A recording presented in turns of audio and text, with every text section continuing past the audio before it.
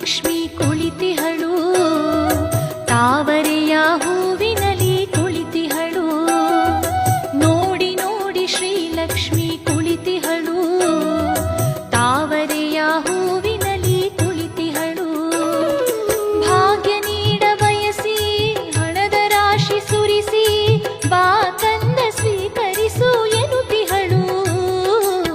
ನಮ್ಮನ್ನು ಮಮತೆಯಿಂದ